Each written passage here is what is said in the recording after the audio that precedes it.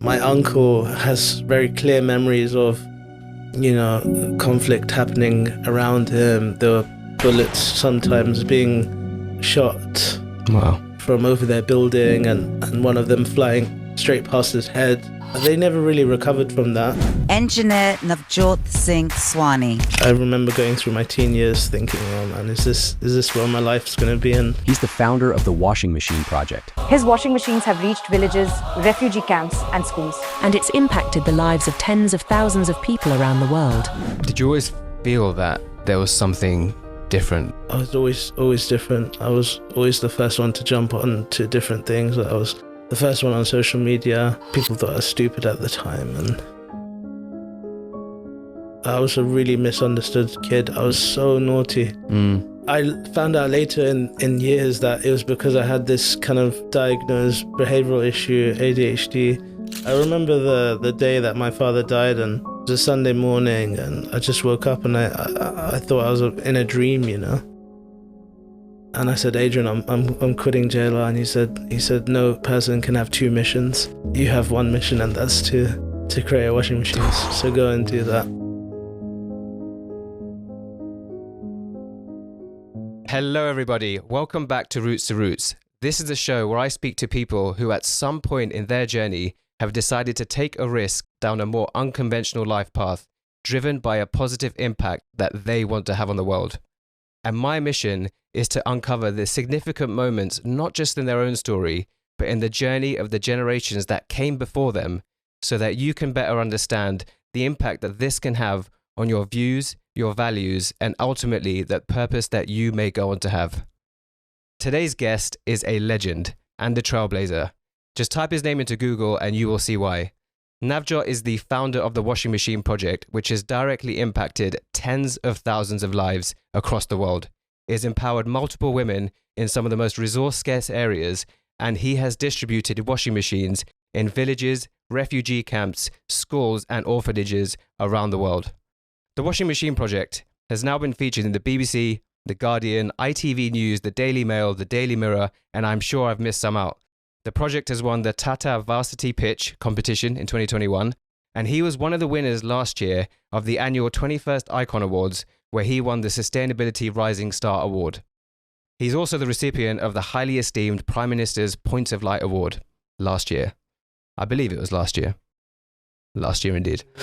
January. This really is a story of someone with immense determination, gratitude, and profound compassion. And I honestly cannot wait to uncover everything that's influenced the man behind the creation. So I'd like to welcome Navjot Sawhney. What a kind introduction. It's insane when you start to really list out the things that someone has managed to achieve where, I know a bit of your background already, and it's not something that I imagine you ever set out to achieve.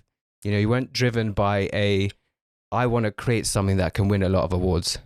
No, it was, it's when you read that back, it doesn't feel real, and those things are great, but, I'm really proud of the things that we're doing, and I'm really, really excited about the mission that we're on right now. So I love it. And, something that I think I've come to realize is, and I think this applies for every story out there, but more so, especially when a person is set out for a particular purpose, if you trace it back far enough, there's normally a moment that someone can look at where the initial domino fell.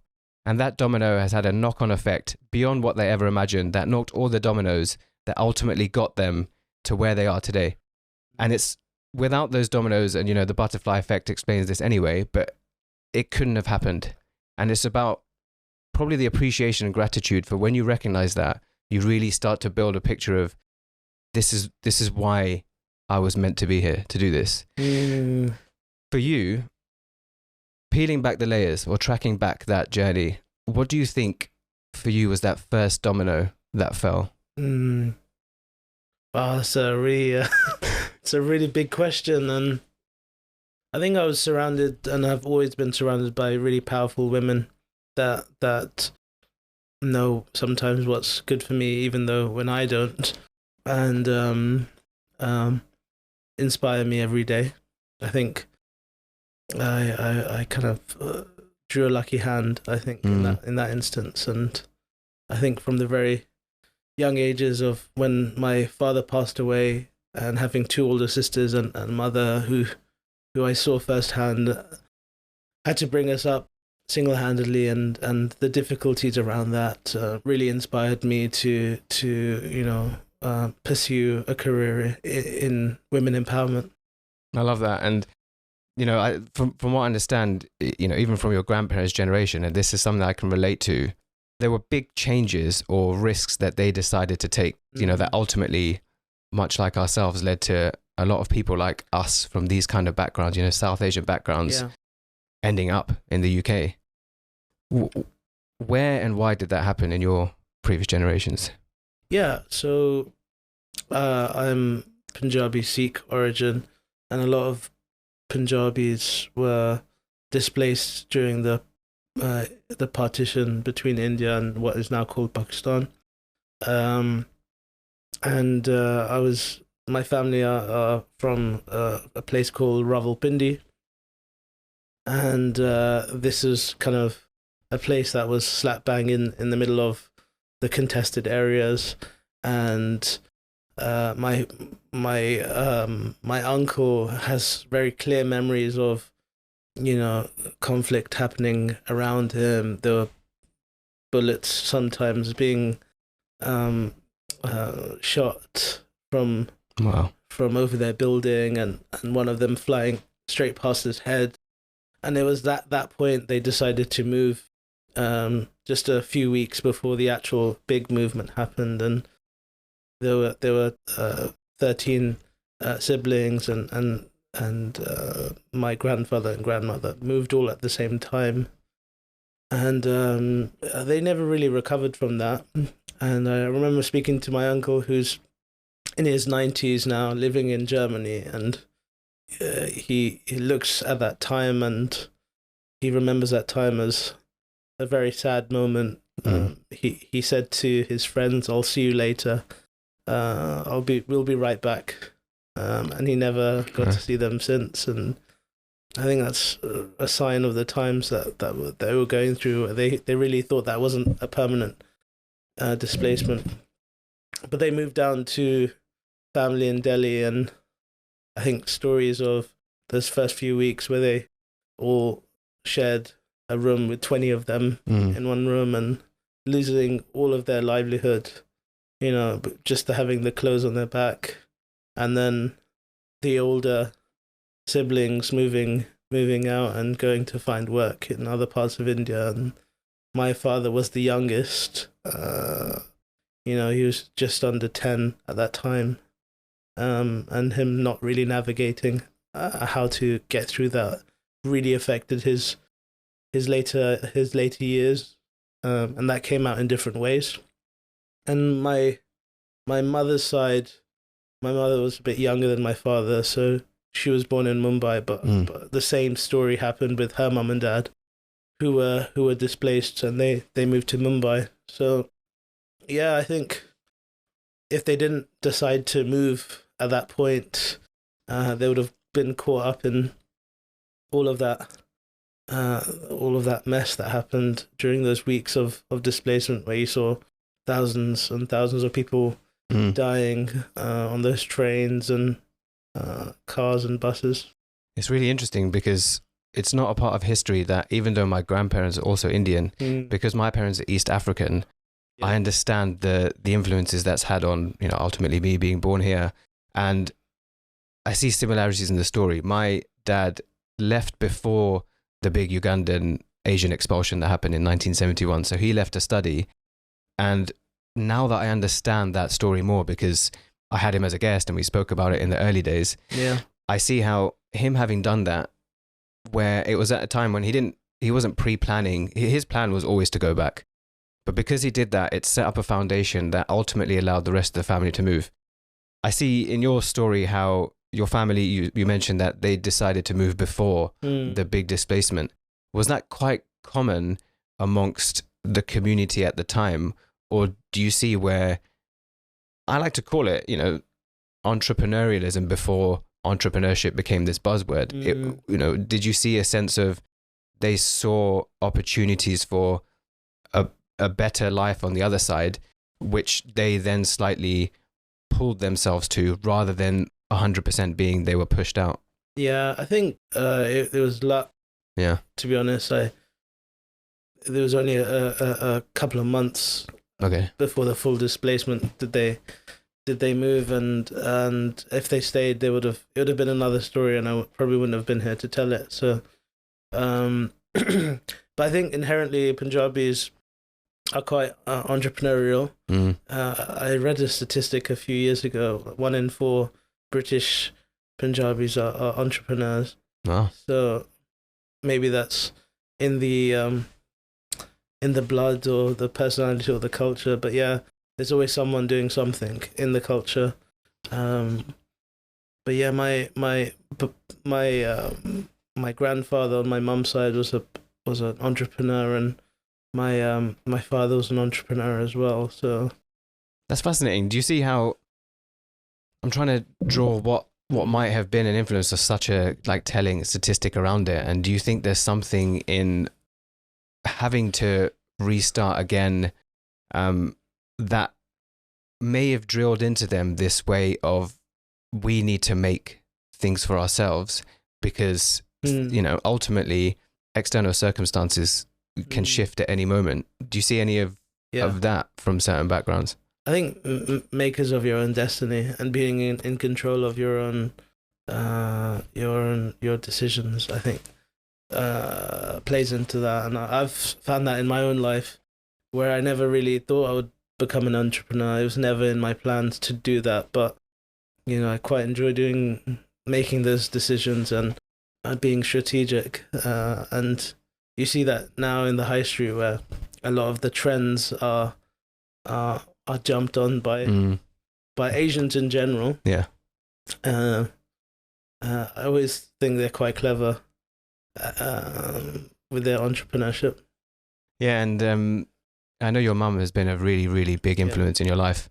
And one of the things you've been quite vulnerable but also open about telling is how she came here with £5 in her pocket. Yeah. And started from that point. Yeah, my father was the youngest of 12 siblings. He moved from city to city in India, and then eventually found his way into London to study.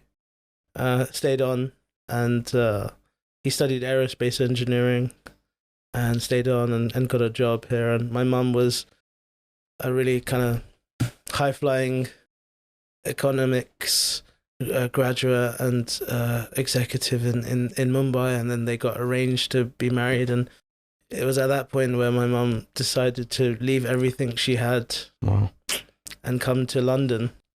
And I always say that's why did you ever do that? Yeah. And she came with £5 in her pocket, and she herself has 7 siblings, and she had no one in London apart from my father, who she barely even met, And I still ask her to this day, why did you do that? And what was her response? I think at the time, it's what arranged marriages were. She never had a plan to leave India, but I think for her, she says it was in her kismet, her destiny, and she came to London with £5 in her pocket, with no family around her, apart from this man that she'd recently met and married, and she took basically any job that she had available or was available to her. And at that time, it was this secretary job, builder's merchant in Southall. And, for someone that had 3 degrees, it was a big step down for her. But she made her way through, and she had 3 children, and she got dealt a bad hand because my father died when I was very young. And I think that's when she kicked in a bit with her entrepreneurial spirit.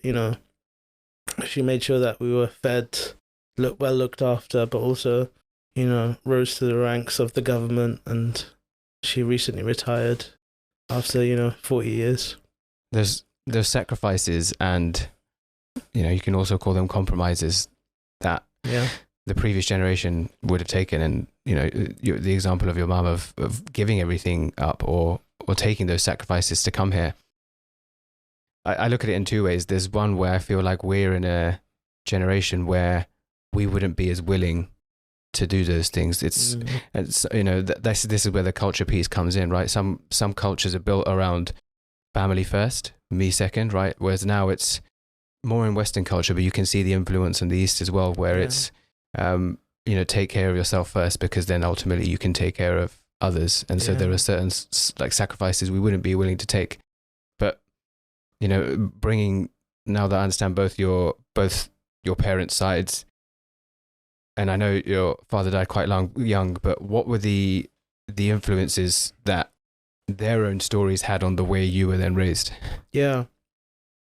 Well, I think I've been recently trying to map my family's history. Nice. And so I have 52 first cousins on both sides of the family, and lots of aunties and uncles, and the WhatsApp chats are always popping around birthdays and New Year's and celebrations like that. And no one really can tell me what happened pre-1900s, which is so frustrating because there's no like records. So I'm speaking to some scholars and some academics in Rawalpindi to see what happened. And there's very many Sawhneys out there. There's a very famous musician called Nitin Sawhney. Yeah. So if he's listening to this, please do reach out. And I'd love to speak to as many Sawhneys to really understand what happened to my branch of the family tree pre-1900s. So yeah, and when I speak to my aunties and uncles, they guess, you know, I think they were born then, I don't know, and then I ask the other uncle and they have no clue. So it's a shame. I don't know if you feel the same. Have you tried mapping your... You know, this is almost like we've had a talk beforehand and this was a pre-planned plug, but something separately that I've been working on, it's not going to directly solve what what you're doing, which is amazing. I think I didn't even realize that I had such a strong interest until I started interviewing my dad and his side of the family and what they experienced leaving East Africa. But I'm creating a tool which allows you to create your family tree, but in a very interactive, immersive way, where it's for each family person, you then create a profile and then you upload, much like Facebook, your different media. So in your case, right, it'd be what key moments in your life do you want the future generations to see? And in cases where our previous generations, say, even if we have great grandparents living now, a lot of them will probably not be digitally inclined or savvy enough to want to store a lot of these pieces of information.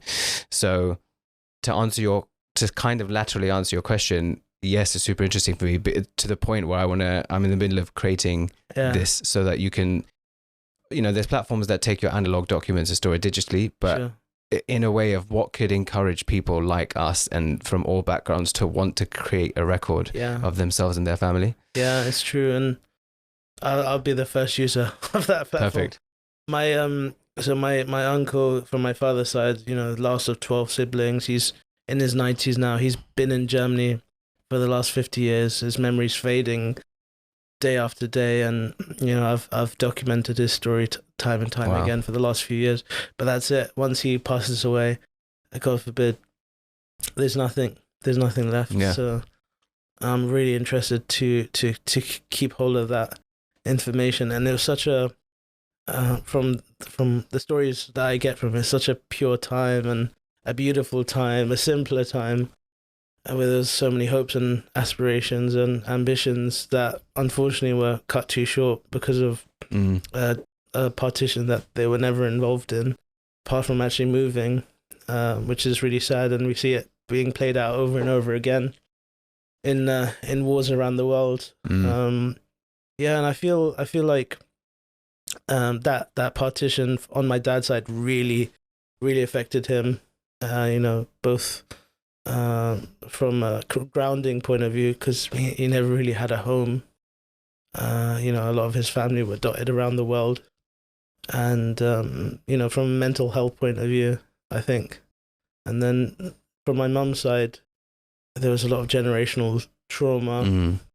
And I think my mum has always been very focused and very driven, but never had the opportunity to flex that entrepreneur in her. and she did that a lot when my father passed, and she had to, make the pound go further for three hungry children.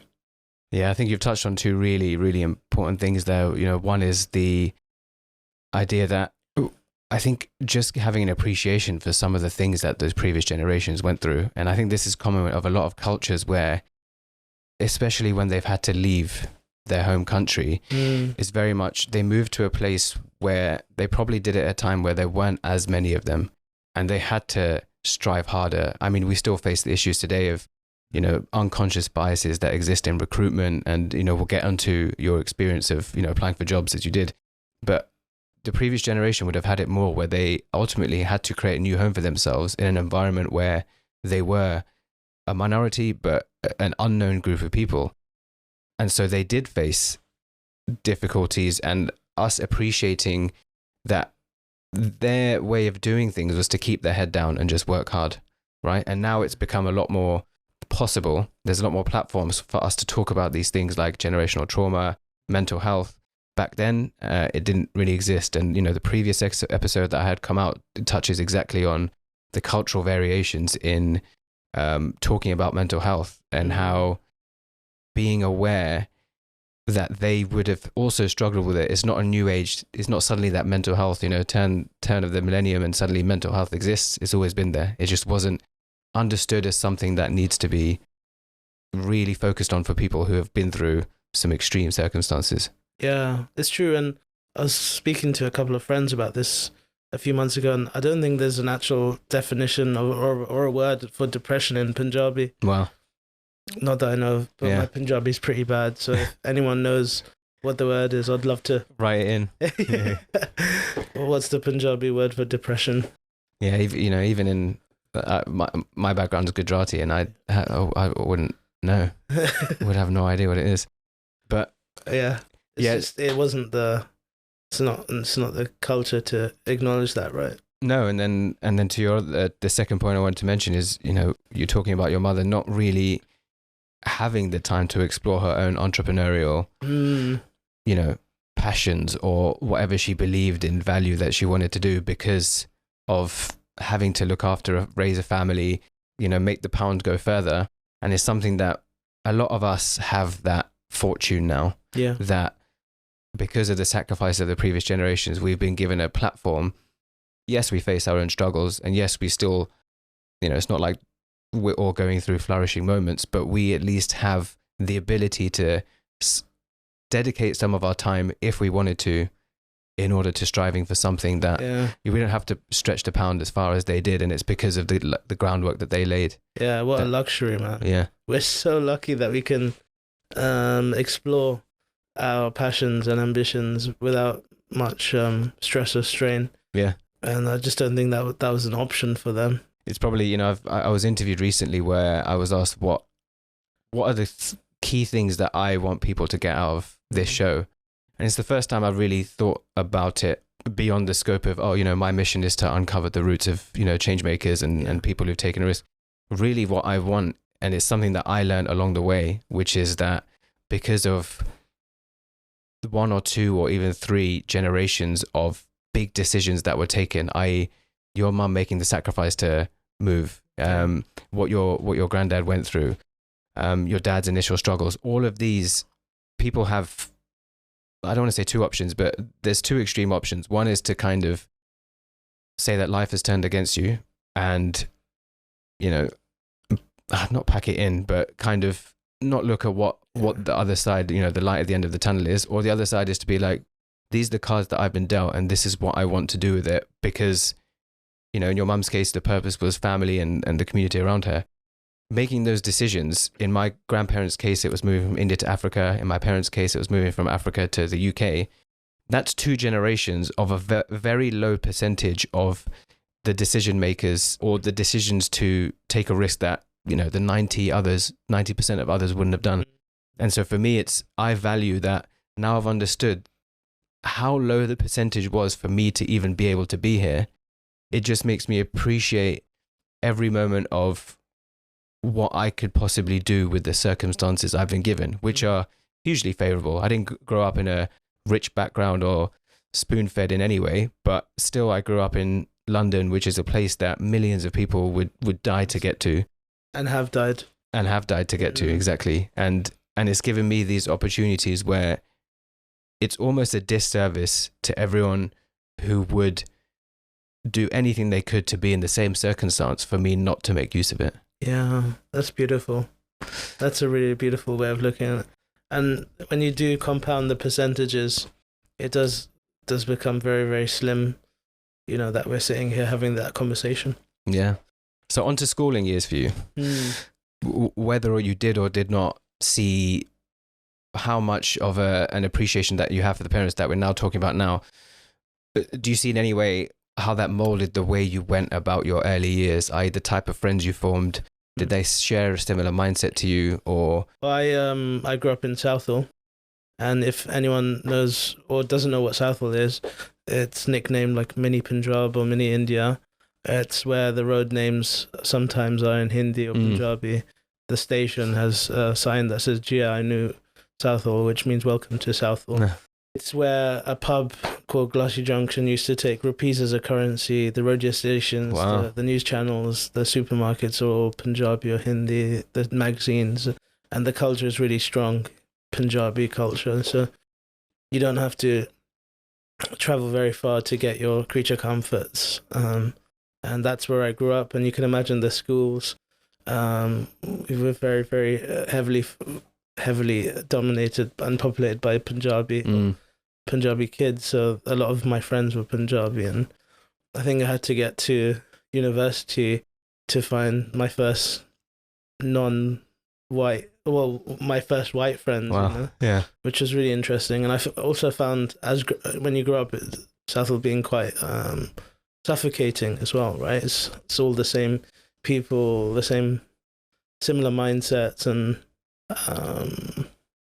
I remember going through my teen years thinking, oh man, is this where my life's going to be? And did you always feel that there was something different, that you didn't quite have your place there? Yeah, I think so. I think I was a bit of a finisher. I had some ideas, but I'd love to see them through, and that might have been different for other people around me, I think. And I was always different. I was always the first one to jump on to different things. I was the first one on social media, and I used it to share my ideas and thoughts. People thought I was stupid at the time and weird. And then I joined Scouts. Scouts was this really amazing thing that kept me a bit disciplined and taught me that there's a more than me that out there. There's a community that needs support. And was that a personal interest that made you join Scouts? Yeah, I was 8 years old. I was a really misunderstood kid. I was so naughty. I was terrible. I was like I was just used to run around causing all sorts of trouble around school. And I found out later in years that it was because I had this kind of diagnosed behavioral issue, ADHD, that my mum didn't capitalize or medicate. I even got identify as something that was needed medication. She was like, she took me to the hospital. The doctor said I had this behavioral issue, and she said, I'll take care of it. Do you think it came from a place of denial that this kind of exists, or just lack of acknowledgement that sometimes that medication is the right way to go? But yeah, she said, Nav, I didn't want to dull your spirit or personality. Wow. And but that led to lack of concentration in class, like underperforming, low grades.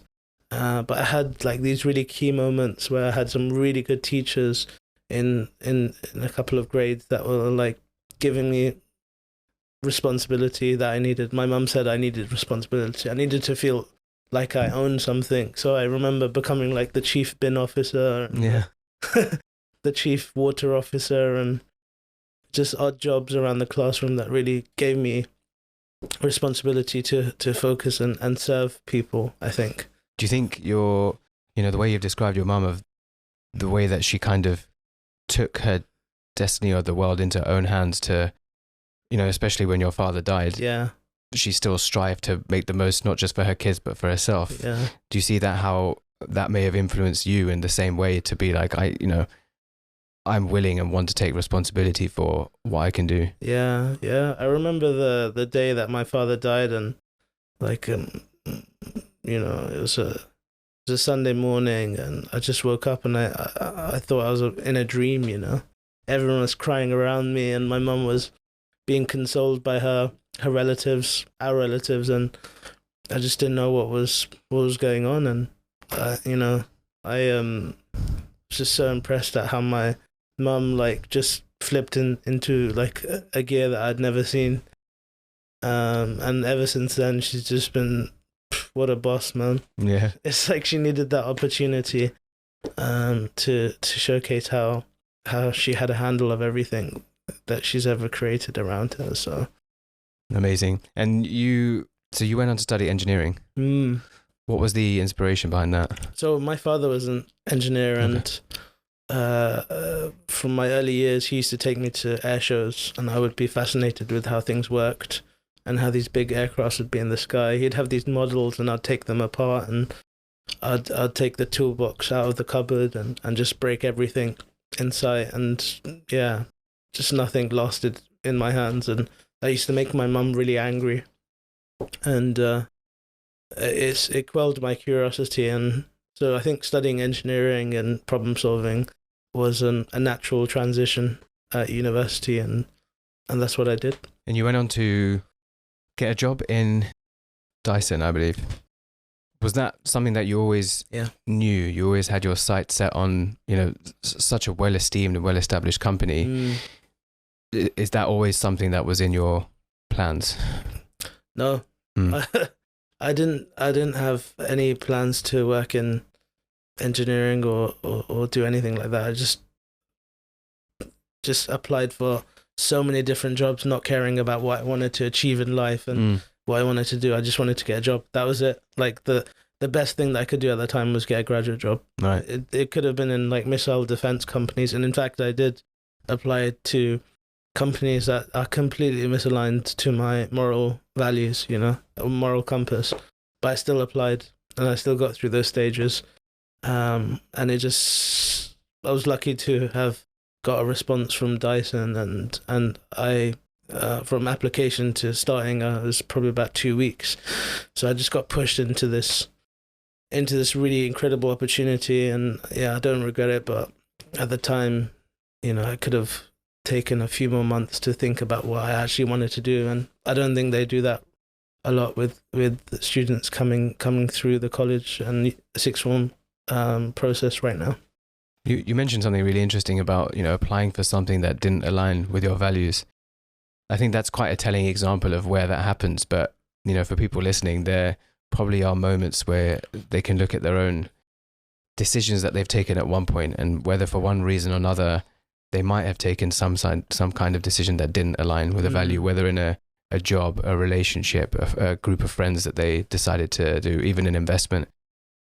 Do you think this is, or where do you think people can better ask themselves questions of the importance of being able to align your decisions with your values? Or what would you even tell to your younger self to make sure that this would always be the case? Yeah, I think in your gut whether it's the right thing to do or not, and you kind of persuade yourself the other way if your gut is telling you actually this is the wrong thing to do. And I don't think I was fully comfortable with Dyson throughout my whole time there. But I think there's so much pressure for students to find a job. You're in I read last week that students are graduating 90k debt, and there's so much pressure to find something as quickly as possible. There's no opportunity to think about actually what you'd enjoy, or fail, or like just experiment with what you want to do. And 9 times out of 10, the thing that you're going to do when you graduate is not the thing that you're going to retire with. So So why place all of that importance on your first job? And that would be my advice to my younger self, would be to really take the time to think about what you actually really want to do. And luckily I found something that, is more aligned with my purpose and my mission and vision.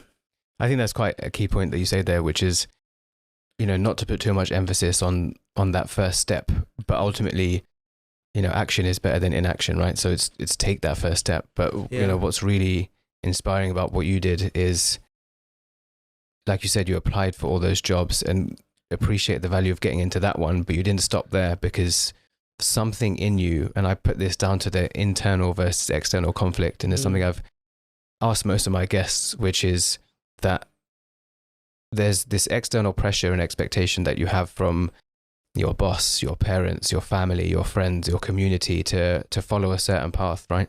And then there's that internal conflict or conversation that you have with yourself, which is saying that something isn't quite aligning to me doing exactly what I want to do. At one point, at the point at which that internal conflict overtakes that external conflict or expectation, that's when the change has to be made. For you, can you pinpoint where or when that happened?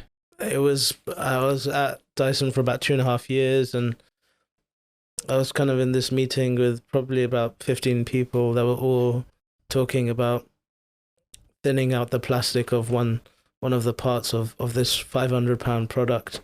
And the thinning out of the part would have saved, a few extra penny for a manufacturer that had already been making billions. And for me, that was the kind of light bulb moment of several light bulb moments throughout my career where I was like, wow, this is what I'm going to do for the rest of my life, And I remember going home that evening and researching for different things to do. And I found this kind of international placement scheme, an organization called Engineers Without Borders. They were partnered up with this company in South India to make cook stoves, and I just shoot my shot and applied, and about 6 months later I found myself in the middle of a village in Tamil Nadu making cook stoves for people who use wood to cook their food. And it was I trivialized the transition, but it's a mad transition to communicate that to my family, quit my well-paid engineering job that I'd worked 22 years to get to, and then found myself in a village wearing flip-flops and shorts in a workshop making these cook stoves that reduced the smoke emissions for people who use wood to cook their food. It's an amazing story, and you've spoken about this in a number of different articles and interviews, and I strongly recommend someone that is listening to you for the first time and doesn't know this to check out some previous episodes, because even from the journey of you first setting off to go there and the sort of doubts that you had and the questions that I've been through similar questions when I left my job to move to China, and there were strict, very clear moments where I thought, what have I done, right? Why did I think I was capable of taking this risk and trying new pastures when I probably would have been happier in my comfortable little space? And then you realize, there's a book called Same as Ever by Morgan Housel, and he talks about how the most successful people, the people that make it, are the ones who are optimistic in the long run but pessimistic in the short. And that applies to so many different situations. Even in investing, the long run pessimists, but the long run optimist, but the short term pessimist, i.e. accepting that things will be okay, but there's going to be bumps along the road, are the ones that persist for the longest. And I think it applies really well in everyone trying to understand it. There's even a story of someone who was jailed for a very, very long time.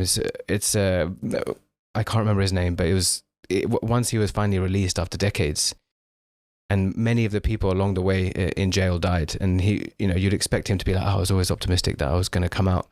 And the first thing he said was, I knew that I would come out one day, but I knew I wouldn't be out next Christmas.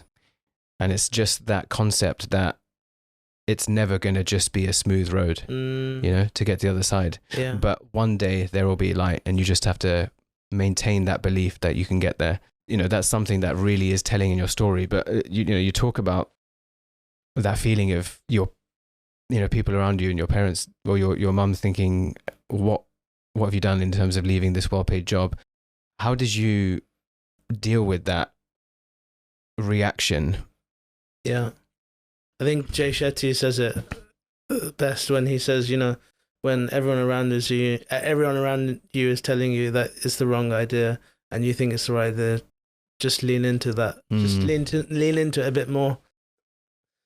And you'll always find that you were right. So I lent into it, and everyone thought I was making the biggest mistake of my life, and you know, it's probably the best decision I've ever made. Yeah. And so you were out there, and you know, again, it's really well documented of Divya and the impact that she had. If you were to quickly again summarize, what were those key turning points in that, you know, your time abroad? Yeah. That ultimately formed the basis of how the washing machine project came about. What was that?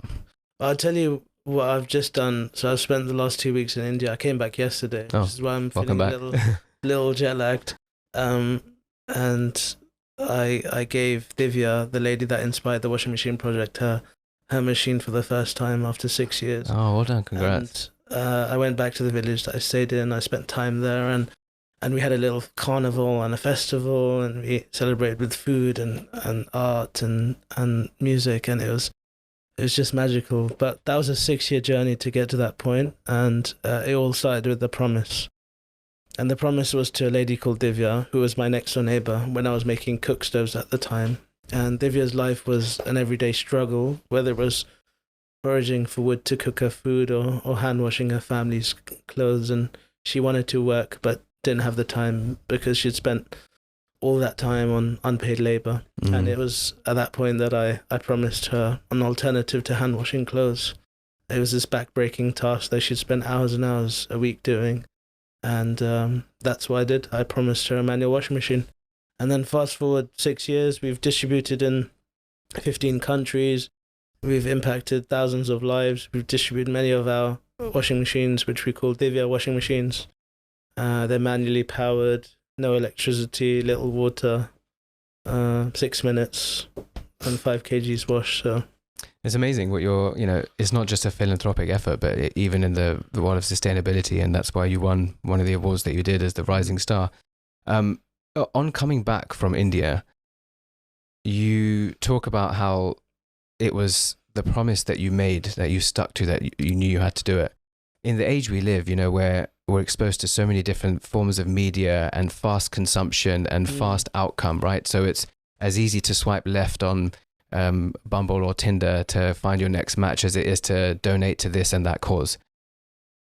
Given that you came back, what was it that made you stick so strong to this promise and not kind of just fall back into the bubble that I imagine a lot of people may do after coming back from volunteering abroad or traveling and being inspired to do something and then falling back into routine? What made it different? Yeah, it's a really good point, and it's really emotional for me because I made good on that promise this last week, just yesterday. I just came back and Divya said something really poignant to me. She said, most people promise things, but no one really sticks to them, and you did. And she said, keep helping people like me around the world. Don't stop. And I thought I just broke down into tears when she said that. And for me, that was such a beautiful moment, and we captured it on camera, and it was just, oh man. Yeah. I just could not control myself and the emotion. And I don't want to glamorize entrepreneurship and say everything was fine. I think, as I said at the start, I've always been surrounded by amazing people, and I've been really lucky with that. So I had to pay the bills. So I joined a Jaguar Land Rover at the time, and my boss, who was amazing, always used to turn a blind eye when I used to work on this side hustle called the Washing Machine Project. I used to work early mornings, late evenings, during lunch, sometimes over the day as well. And he'd always be so proud of what I was doing and always turn a blind eye when I was a bit too busy. And that really helped. And I worked so hard, sometimes 80, 90 hours a week on both jobs. And then it got just unbearable when I started employing people. So I had like 7 people employed on the washing machine project, and I was still working for Jaguar Land Rover full time. And, the likes of the BBC wanted to do a radio interview, and I had a team call for a lunch at JLR. So that's when I realized that actually, it's probably the right time to quit. And I remember Adrian Mardell, the CEO at the time, who's CEO now. And I said, Adrian, I'm quitting JLR, and he said no person can have 2 missions. You have 1 mission, and that's to create washing machines. So go and do that. I love that. He's been amazing since. So thinking about that, one of my favorite quotes is, "What makes life meaning is something with a purpose, goal, or a battle of struggle. Fear, pain, and struggle are motivators that positive feelings cannot match. So a carefree and stress-free life sounds wonderful only until you recognize the motivation and progress that it prevents." And the reason that I wanted to mention that is, in our first ever conversation, the one thing that you said that's always stuck with me is that you said that I fell in love with the problem and not the solution. It's true. And the problem will always be there, right? People will always hand wash clothes, but the solution will always change. One thing I also wanted to ask you about, so we live in what I'd regard as like an age of philanthropy. Okay. There's this huge wealth gap where, I think in the last, since 2000, the 1% of the richest have earned twice as much as the rest of the 99%. And, I'm going to post the article in the description, but it's saying, it describes how since World War II, this is the point at which the wealth gap is the largest. Considering we live in this age, where even the way the system is set up, I mean, you have Elon Musk, who between 2014 and 2018 paid about 3% in tax versus wealth. Then you have someone in Africa who's earning maybe $80 a week and they're on 40% tax, right? The divide is just extreme. How do you see as the way that we can move to a place where the things like what you are doing can really be scaled to a degree that can make the difference without exacerbating this thing of increasing wealth gap and poverty that's happening? Yeah. I mean, people are realizing that now, right? So there's a lot of push on climate change initiatives, and there's mad innovation going on. Kate Rawthorne is an economist who worked for the World Bank and the UN. She explains it really well, which is, imagine the world as a donut. It's called donut economics. Everyone wants to live in the soft, gooey center, and you don't want to exceed the planetary boundaries, which we're doing right now. And the people that are inside the donut, in the inner ring, are just not meeting the expectations of what sustainable living is. They're living on $1 a day, no food, no water, and you want to lift those people into the soft, gooey center. So you want to stay into that soft, gooey center. So, 1 billion people today will go hungry, and they need to be lifted out of poverty. So how do you do that with staying inside the planetary boundaries? It's not going to work with having the same refrigerators that we have. So that's where innovation comes in, and we all need to put our heads together to lift those people out of poverty, and for us to live within our planetary boundaries. I think feeling charitable is not about feeling pity for the people that are giving to, but aiming to give them the same fullness of experience of life that you are driving to have yourself. I couldn't have explained it better than myself. I might take that for my next talk. I'll put it in the description so you can copy paste it so anyone can see, but I can't take full credit for it. It's something that I've read, and there are some things that I read that just stick with me, and you really do encapsulate exactly what that stands for with what you've done. Thanks, man. One question that I want to ask, that I ask all my guests, is if you had one message that you could leave for the future generation, that when they are born, they open up that piece of paper and they read it and that message has come from you, what would that be? Oh yeah, not to end on a cliffhanger, but you probably have already said it, which is fall in love with the problem, because the solution will always change. I have to remind my team all the time that we're not just making a manual washing machine. We're trying to reduce this burden of hand washing clothes for for women and girls around the world, and there'll be more problems like that we want to solve. And, you know, if you can find your ikigai, which is your passion, something good for the world that you can earn money for, then isn't that what we all should be striving towards? I love that.